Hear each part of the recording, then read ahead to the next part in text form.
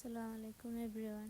আজকে আপনার লাগে গরুর গোস্তের ফুলাপ রেসিপি লাই আইছে। এখানে আমি গরুর গোস্ত প্রেশার করে লই লিছি। লওয়ার পরে এখানে আদা রসুন পেঁয়াজ দিছি, আর তেজপাতা গোলমরিচ সাদা গোলমরিচ এলাচ দালচিনি লং ওটা যেটা দেওয়ার লাগে ওটা দিছি, দিয়া এখানে লই লিছি তো দেখলাও। তারপরে লবণ, রান্না করার তেল ওটা দিছি, দেওয়ার পরে এখানে আমি মাখাই জুকাইয়া অন্য বই দিব। বনের পরে আমি দুইটা সিঁড়ি ওঠার পরে আমি আমার এটারে আমি কুইল্লা যা মশলা দেওয়ার দিলাই আস্তে আস্তে পয়লা গরুর গোস চাল দিছি।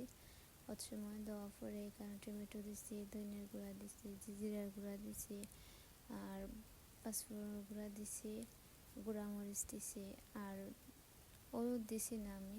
আর সামান্য সরষের তেল দিয়েছি। সরষের তেল তো খাওয়া বালা, এটা দিলে ফ্লেভার আলাদা। এটা সরষের তেল সামান্য দিছি, দেয়া আমি লাইরে সাইরে হেবার হচ্ছে সময় জাল দিলাইমু।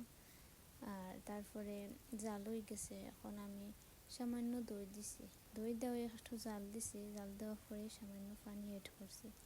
এড করার পরে গাজর দিলাইছি, গাজর দেয়া হচ্ছে সময় লাইরে আমি চাউলও ডালে দিছি। চাল ডালিয়া লাড়ছি, লাড়ার পরে এখন আমি আস্তা কাঁচামরিচ সিলাইছি। আর এই মশলাটা আমি বাইজা আস্তে আস্তে সব জাতের মশলা বাইজা আমি ব্লেন্ডার করে রাখছিলাম, ওটা দিছি। আর বিরিয়ানির মশলা সামান্য দিছি।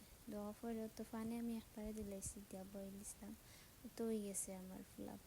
কিসা দিছিলাম দেখালাই দিছে। এখন তো হয়ে গেছে। আমি সানা দিছি না, তারপরে মনে হয়েছে ভিডিও করার গিয়ে আবার সানা দিয়ে আনছি।